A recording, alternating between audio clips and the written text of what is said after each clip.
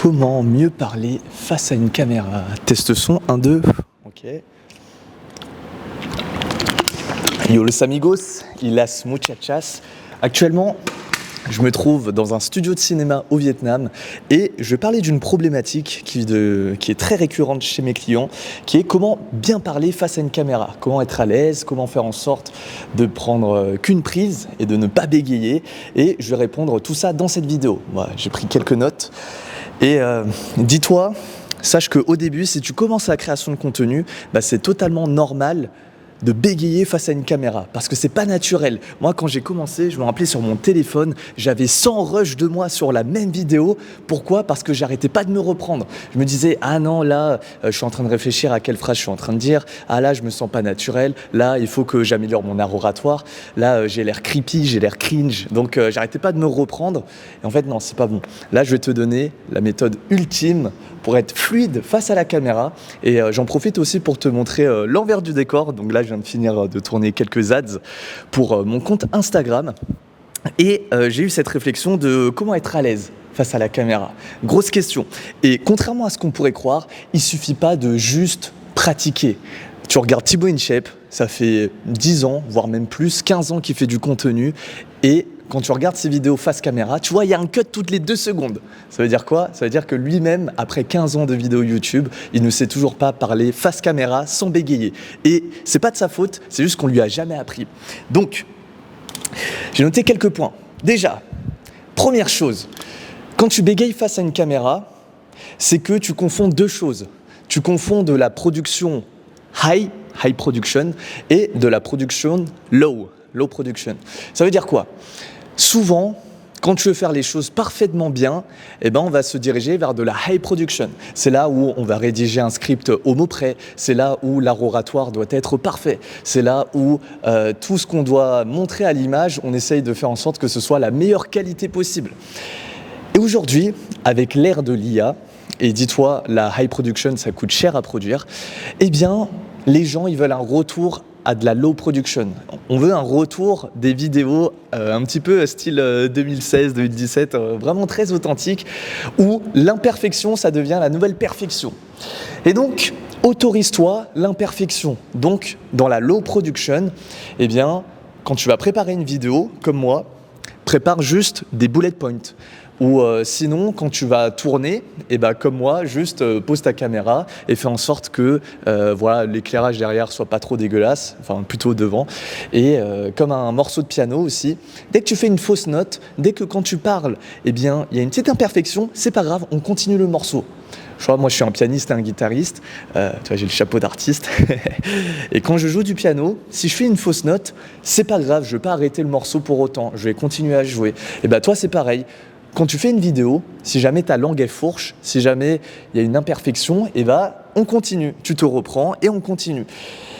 Dis-toi, la plupart des gens, dès qu'ils font une fausse note, ils arrêtent la caméra et ils reprennent à zéro. Mais non, continue. Il faut que, comme un spectacle de show, continue. Et c'est là où il faut être indulgent avec soi-même et il faut se dire, ok, même si ce n'est pas parfait, on continue parce que aujourd'hui, l'imperfection, c'est la perfection.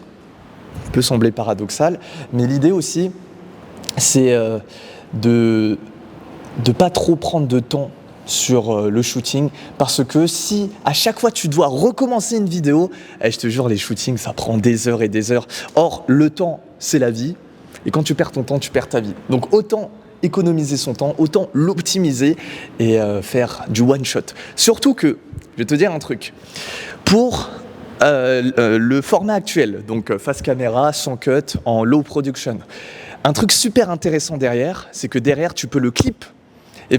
Vu que c'est authentique, les gens derrière, ils peuvent faire du clipping, ou toi-même tu peux faire du clipping et tu peux le repartager sur du format court. Donc ça, c'est super puissant. Donc ne cut pas. Parce que quand c'est trop bien travaillé, quand c'est trop bien monté, tu peux pas faire du clipping. Tu peux pas faire du clipping sur une vidéo en high production. Tu es obligé de faire du clipping sur des vidéos brutes, authentiques, en low production. Donc ça, c'est une stratégie. Si tu veux créer plus de contenu, plus de format court, tu fais un one-shot au format horizontal et ensuite, tu cut et tu fais du clipping au format vertical. Ensuite, deuxième point. Je notais pas mal de choses. Deuxième point, Là, si tu veux, pour être plus à l'aise face à la caméra, il va falloir invoquer ton alter ego. Un alter ego, c'est quoi? C'est une version de toi-même qui sait bien parler. C'est la meilleure version de toi-même en art oratoire. C'est une version qui est à l'aise face à la caméra, qui sait ce qu'il fait, il sait comment le faire, et la caméra, ça lui fait pas peur.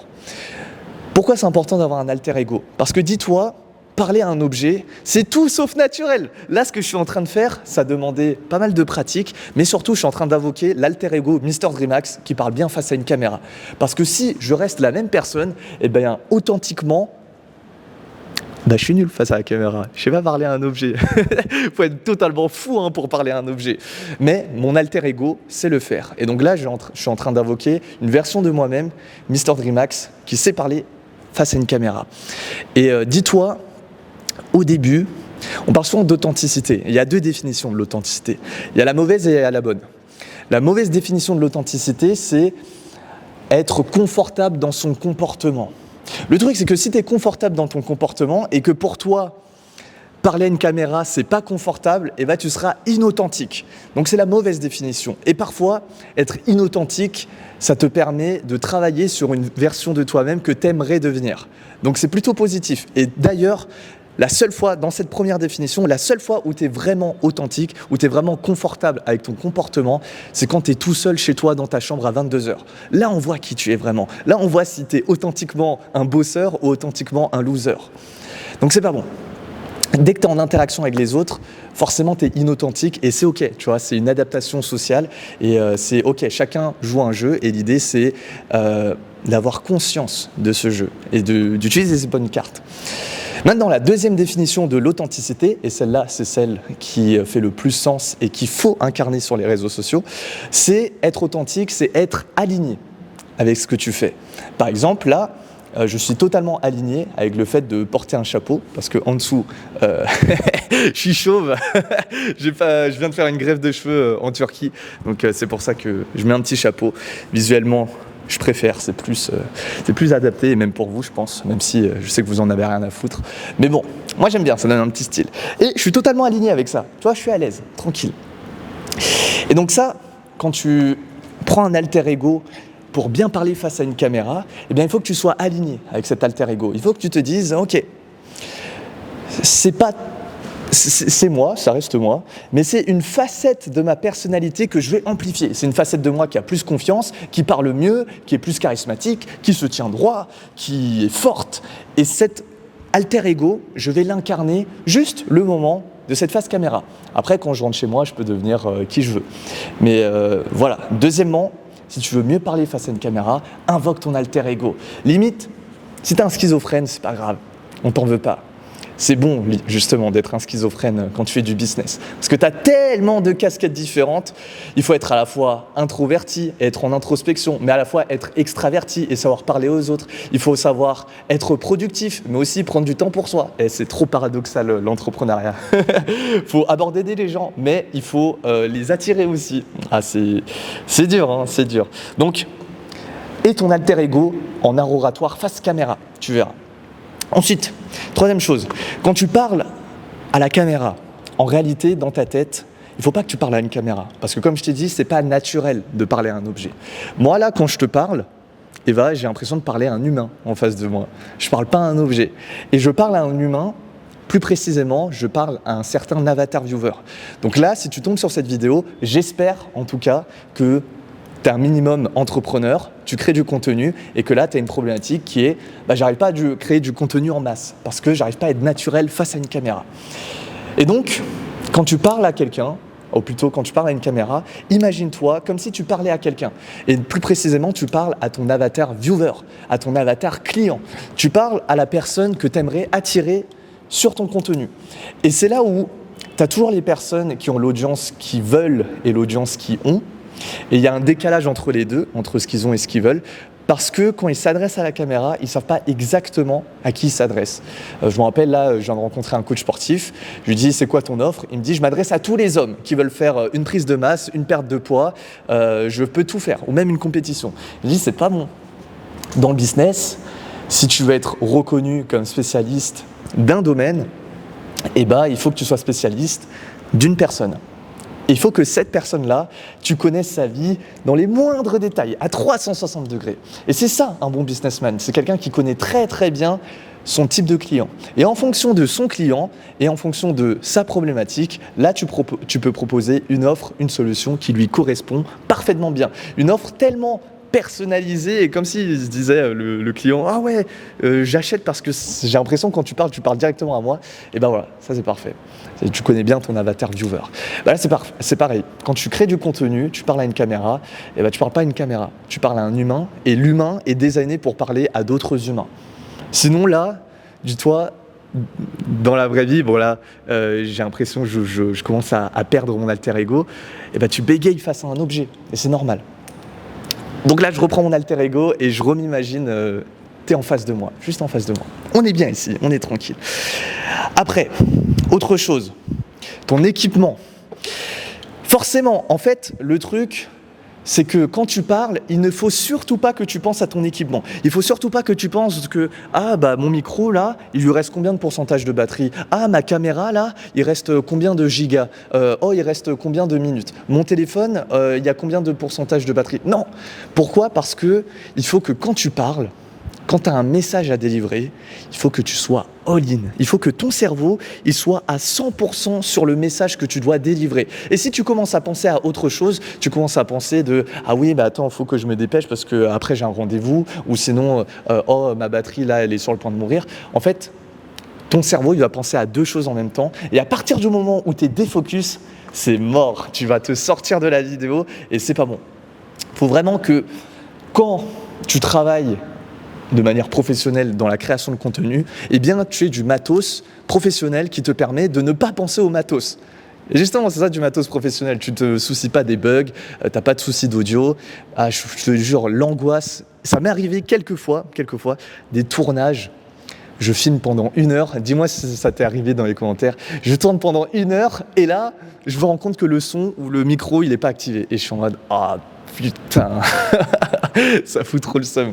Et donc c'est pour ça, travailler avec du bon matos, ça change tout parce que tu es plus serein. Et là, tu peux vraiment te concentrer sur délivrer le meilleur message possible.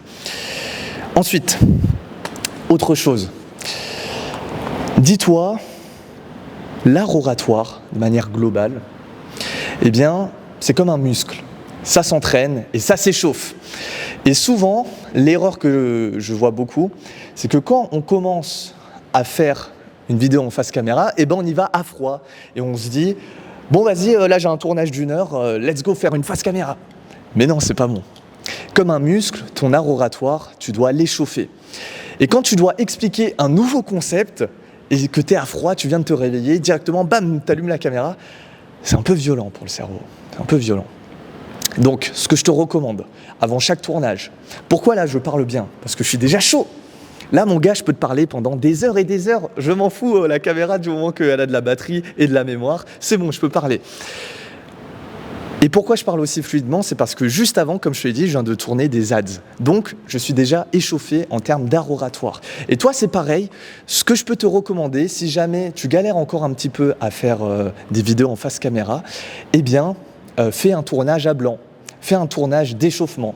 Et donc là, comment je fais mes tournages d'échauffement avant, en général ? Je mets la résolution la plus basse possible, donc 24 images par seconde, 1080p. Ensuite, j'appuie sur Rec et je vais tourner, je vais expliquer le concept et ça va être un tournage vraiment dégueulasse. Je ne vais pas parler fort, je ne vais pas faire un effort pour donner des bons exemples, je ne vais pas être dedans, mais je vais juste, voilà, un premier jet, quoi. Juste histoire de m'échauffer et de voir un petit peu comment expliquer les choses. Maintenant, je finis le tournage blanc, souvent ça dure de 30 à 1 heure. Là, je suis chaud. Et là, je peux allumer ma caméra, retourner une deuxième fois, et la deuxième fois, c'est toujours meilleur que la première. Donc ça, c'est un tournage à blanc. Ou sinon, si tu veux optimiser du temps, parce que quand même, faire un petit tournage, ça prend du temps, eh bien, dès que tu sors avec un ami, peu importe, ça peut être le soir, en journée, enfin bref, dès que tu as l'occasion d'être chill et discuter avec tes potes, eh bien là, discute des concepts de vidéo, discute des concepts que tu vas expliquer. Pourquoi ? Parce qu'un concept, je te jure, par exemple, ça, c'est pas la première fois que j'explique ça, un concept, la toute première fois que tu vas l'expliquer, ça sera nul. Parce que c'est comme la première crêpe en fait. Tu vas l'expliquer, tu vas bégayer, tu vas chercher un peu tes mots, des exemples et tout. Alors que ce même concept, si c'est la 10e fois que tu l'expliques, ben là, ça sera fluide. Et dis-toi, les meilleurs storytellers, en réalité, c'est pas forcément qu'ils sont que bons en storytelling, c'est que leur histoire, ceux qui la racontent bien, et ben en réalité, ils la racontent encore et encore. Et ça, je m'en rappelle, quand j'étais encore en France, j'étais avec mon ami Padge et il me racontait des anecdotes. Et je me disais, wow, ce mec, il parle trop bien. Et vraiment, il me racontait l'anecdote, on dirait que j'étais dans un film. Même pas besoin d'illustrer, j'avais toutes les illustrations dans ma tête. Et après, je le revois un peu plus tard et on se revoit dans un autre contexte avec d'autres amis et je me rends compte qu'il raconte à chaque fois les mêmes anecdotes. Mais à chaque fois, il les raconte et à chaque fois, il s'entraîne en fait. Et il vaut mieux raconter une anecdote plusieurs fois et vraiment bien, avec de l'émotion, des bonnes descriptions, etc., plutôt que raconter 10 000 anecdotes, mais à chaque fois que tu les racontes, c'est pour la première fois, et à chaque fois tu bégayes, et tu racontes les choses de manière factuelle, comme ça. Non, il faut raconter les choses de manière émotionnelle. Pour ça, bon, je reviendrai après, mais ça demande un peu d'entraînement. Et c'est comme Bruce Lee, j'aime bien sa citation, c'est « J'ai pas peur de celui qui donne 10 000 fois un coup, mais j'ai peur de... » Non, je reprends. J'ai pas peur de celui qui prend une fois. J'ai pas peur de celui qui donne une fois à 10 000 coups. J'ai peur de celui qui donne 10 000 fois un coup. Enfin bon, bref, t'as compris. Tu vois, là, je me suis raté sur la citation. C'est pas grave, on continue. C'est ça le pouvoir de la face cam. Ensuite, je continue. Et prends des notes, hein. Vraiment, là, j'insiste, tout ce que je dis là, ça vaut de l'or. C'est 5 ans d'expérience en création de contenu et des heures à tourner, retourner, bégayer, etc. Et je te livre tout ça sur un plateau d'argent. Maintenant, comment faire pour préparer physiquement son cerveau? Parce qu'en fait, dis-toi là, ce que je suis en train de faire et ce que tu vas faire quand tu vas faire une vidéo, c'est une performance. Et comme toute performance, il faut que tu sois bien préparé, que ce soit à l'intérieur et à l'extérieur. Déjà, hop, ici, j'ai une bouteille d'eau vietnamienne, incroyable. Et là, je vais boire une gorgée. Pourquoi? Parce que quand tu commences à parler beaucoup, comme je fais là, eh ben, ta bouche, elle commence à devenir un peu pâteuse. Et donc, quand tu fais des vidéos, après, bon, ça, tu peux le cut hein, en face caméra, mais quand tu fais des vidéos, c'est exactement comme quand tu fais des conférences. Il faut toujours que tu aies une petite bouteille d'eau à côté. Tu vois, la mienne est presque finie déjà. Ah, ça fait du bien. Et là, c'est bon. J'ai ma bouche qui est réhydratée et ça m'évite, ou du moins ça diminue mes chances que ma langue fourche et de faire des fautes. Autre chose, au niveau de la préparation physique, là, je te parle du cerveau. 2 choses. Première chose, il ne faut jamais faire de tournage après avoir mangé. Pourquoi? Parce que tu es en digestion et en réalité, le subconscient de ton corps est plus focalisé à la digestion qu'à délivrer une performance.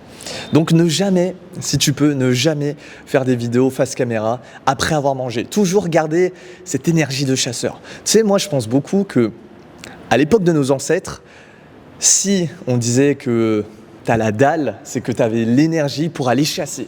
Et une fois que tu avais chassé le gibier, et ben là tu mangeais, tu étais en digestion, tu pouvais te reposer, tu pouvais dormir. Et donc il faut que tu gardes cette énergie du chasseur en face caméra. Donc ça c'est une chose. Et autre chose, tu vois, tu connais peut-être les stéroïdes pour les muscles. Tu vois, souvent c'est pas, bon, je te recommande pas. Mais il existe des stéroïdes pour le cerveau, pour réfléchir plus rapidement, pour être plus performant, pour être plus focus. Alors bien sûr, il y en a qui sont illégaux, et c'est pas ceux-là dont je vais parler, et il y en a qui sont légaux. Et les stéroïdes du cerveau, on appelle ça plus généralement des nootropiques, et dans les nootropiques, tu as toute une gamme. Là, peut-être c'est un monde que tu connais pas, mais c'est un grand monde. Notamment les joueurs d'e-sport, ils utilisent des nootropiques. Les étudiants d'Harvard, ils utilisent des nootropiques. Les joueurs d'échecs, ils utilisent des nootropiques. Bref, ça permet d'amplifier tes capacités neuronales. Un peu comme Limitless ou comme dans le film Lucy. Je sais pas si tu as la référence. Mais dis-toi, avec un cerveau amplifié, mais mon gars, tu roules sur la concurrence. T'es fou, quoi. Et donc, tu vois, des nootropiques, je t'ai dit, il y a tout un spectre. Les plus soft, c'est caféine, thé, et les plus hard, c'est genre LSD, donc illégal. Moi, je vais te parler de 3 nootropiques qui sont intéressants de prendre avant un tournage et qui sont légales et qui sont plutôt soft et qui permettent d'avoir un petit boost. Et tu vois, avec des nootropiques, les idées entre ta bouche et ton cerveau, ça descend tout seul et ça va beaucoup plus vite. Alors, moi, les nootropiques que j'ai pris avant de venir ici, ce sont la caféine, donc pour ça, bois du café, c'est le plus simple. Il y a une différence entre la caféine en complément alimentaire et la caféine en tasse de café. Mon coach sportif m'a toujours privilégié le vrai café parce que, au-delà de juste la caféine dans le café, tu as d'autres molécules qui permettent une meilleure absorption de la caféine. Donc autant privilégier le vrai café. Donc moi, avant de venir ici, j'ai pris un bon café. Ensuite, deuxième chose, et ça tu peux les prendre en complément, les 2 prochains. Deuxième chose, c'est la L-théanine. Donc tu vois, le café en fait, ça donnait un boost d'énergie et ensuite un crash d'énergie, comme ça. Donc ça fait un pic. La L-théanine, ça c'est quoi? C'est l'équivalent d'un thé, donc la théanine. Et on va dire que en termes d'énergie, ça met un peu plus de temps à monter et ça met un peu plus de temps à redescendre. Donc tu combines la caféine et la L-théanine et donc tu as le boost de la caféine et ensuite, au lieu d'avoir un crash direct, ça redescend tout doucement l'énergie. Ça, c'est grâce à la L-théanine. En plus, ça te permet d'être plus relax. Et enfin, le troisième, c'est la L-tyrosine. Peut-être que je parle chinois, mais en vrai, il faut connaître. C'est des nootropiques à connaître si tu es créateur ou si même tu es dans le sport. La L-tyrosine, ça te permet d'augmenter le focus. Il n'y a pas de Si tu respectes les doses, que ce soit pour la caféine, la L-théanine et la L-tyrosine, donc les 3 en même temps, il n'y a pas d'effet secondaire. Juste, tu les prends bien dosés et tu verras que, en fait, tu as l'esprit clair. Et bien sûr, attention, bien sûr, ça ne remplacera jamais une bonne nuit de sommeil de au moins 8 heures. Mais on va dire si tu as bien dormi et qu'en plus tu prends des nootropiques, là mon gars, t'es frais. T'es vraiment frais et tu vois clair. Là, je te dis, je peux parler pendant des heures et je vois entre les murs.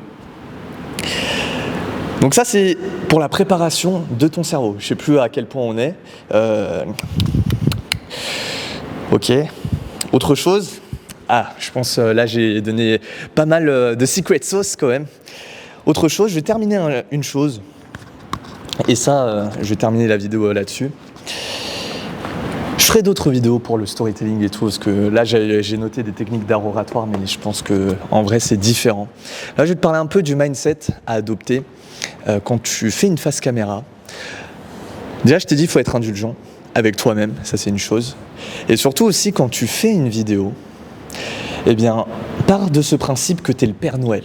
Et là tu vas me dire, mais qu'est-ce qu'il raconte, ça il est devenu fou. Non, pars du principe que tu es le Père Noël dans le sens où quand tu fais une vidéo, tu fais un cadeau à ton audience, parce que tu l'aides à résoudre un certain problème. Et là, je t'aide à résoudre le problème de comment on fait pour parler face à une caméra de manière fluide.